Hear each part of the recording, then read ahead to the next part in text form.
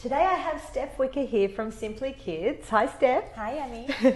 And we've been covering a lot of really interesting topics throughout the app and also within Steph's expert series. And I think a lot of the time when people hear child behaviour expert, they think, well, it's just somebody I'm going to need if something goes wrong.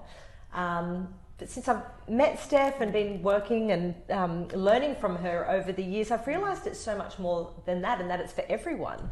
So I'd love for you to share a little bit about, I guess, the things that you see and the reasons why, you know, people really value your information. And yeah, like it is as early as toddlers. And oh, absolutely. Yeah, I love that you're giving me this opportunity because it's such an important thing to explore. And I think the first thing to mention is that, yes, I'm referred to as a child behavior expert, but the way that I see myself is not as an expert, but as a contributor to a much bigger conversation, right? Behavior is just one aspect of parenting. And I think it's a very important one because often when children are engaging in difficult behaviors, we have a tendency to take those behaviors very personal. Yes.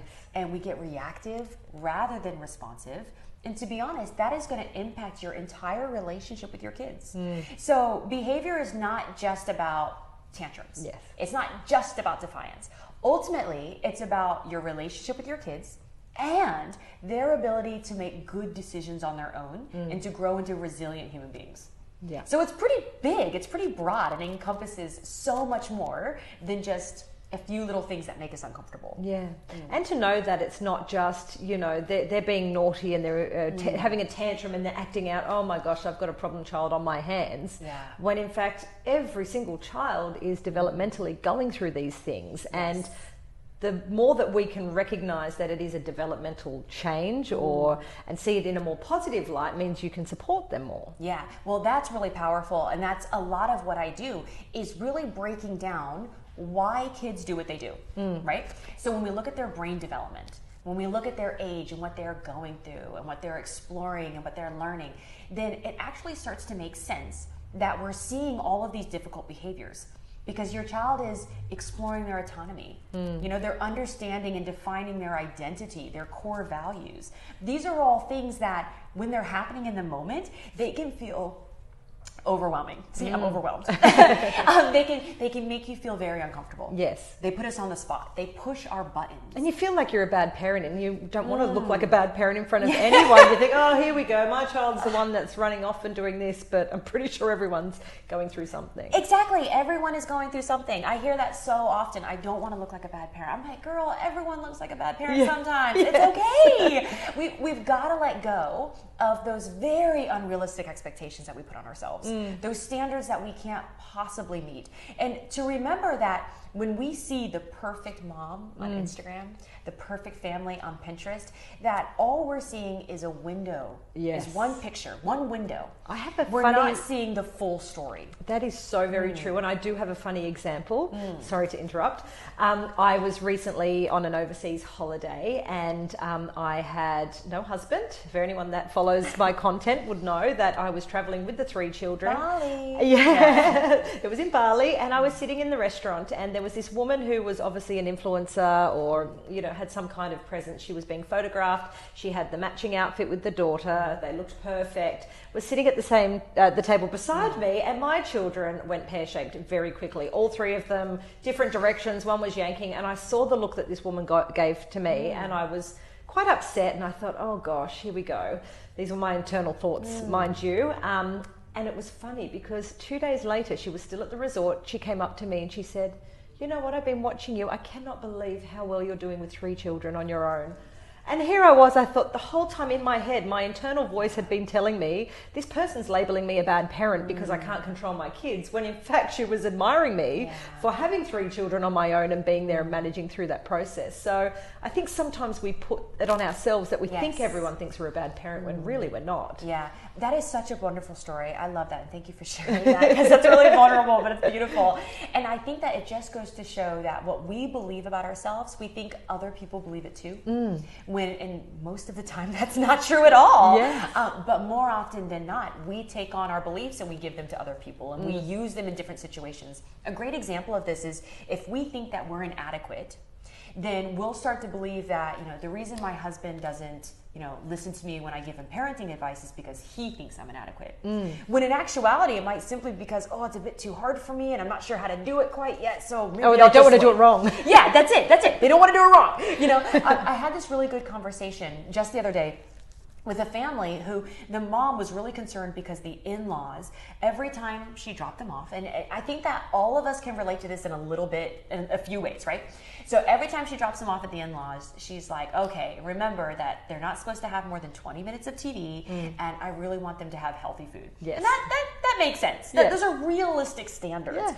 But almost every time she picks them up, they've had McDonald's, they've been watching TV all day, right? Gosh. And she's come to the point where she's between being like, well, maybe I just shouldn't drop my kids off anymore. Yeah, well, and right. So it's really difficult for her, and it's coming between their relationship. Yes. Fair enough. She doesn't know how to talk about these things. And so what I wanted to draw attention to was what would happen if it turned out that your mother-in-law was making these decisions based on maybe she has a sore hip and she's not able to keep up with the kids at the park. So she decides to keep them home where they're safe. And rather than telling you, so you have to go get a nanny or a carer to take care of the kids, rather than burdening you, she says, yeah, bring the kids over. And of course she wants to spend time with them. But for her, she's doing the best she can. I guess that's my point. Yes. Is when we go into these situations, as difficult as they can be, when we go into these situations thinking that this person is doing the best they can with what they've got, it actually empowers us. It empowers us to be able to get into their shoes, to relate to them, to stay calmer, and to have more meaningful conversations rather than avoiding it altogether, which is what this mom was doing. She's like, I'm not going to talk to her about it. It's just, I'll never win this battle, right? So for her, it was like a win or lose situation. Yes. But as soon as I said, maybe this is why these are happening. Look, I could be totally wrong. I'm just she could be defiant. Yeah, she could be. And maybe that's the case. But just being able to explore these ideas and these concepts that, maybe she's doing the best she can. Maybe there's a reason for her behavior. As soon as we just talked about that, their relationship got better immediately. Wow. She was like, all right, I'm gonna go give her a call. I'm gonna talk to her right now. Yeah. Give her an opportunity to explain. Yes.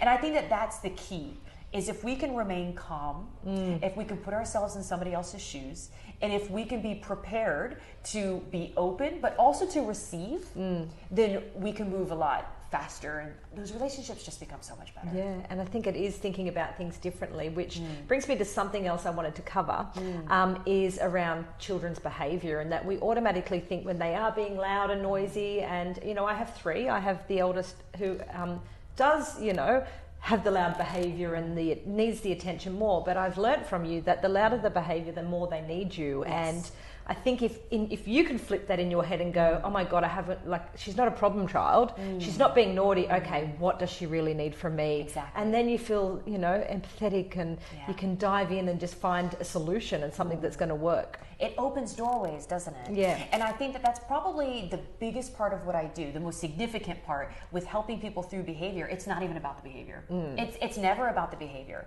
It's about your child's developmental needs. Yes. And once you understand that those loud, bubbly behaviors, those pushing your buttons, those things that are so frustrating, all of those things are your child exploring something in their development that is necessary and natural. Yes. And that's important to recognize, because we're so busy taking it personal, that it becomes much harder to support them. If we're taking things personal, or if we're starting to label, oh, she's so lazy, he's so rude all the time, that is really going to interrupt that process of actually being able to support them fully. So it is just that quick switch that we can do in the brain of, rather than being so upset, and I love the quote, rather than getting furious, get curious. I love that. Yeah, start exploring their needs. Yes. Thank you so much.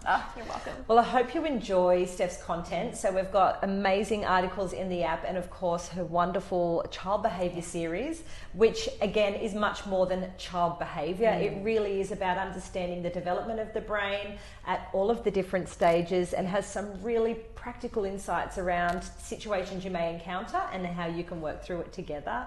And at the end of the day, enjoy this time because they're such wonderful little things and they're learning and growing, and it's so nice to be able to, you know, work with them on that in such a positive light. Yes. So thank you for all your help always. Oh, you're welcome, Wendy.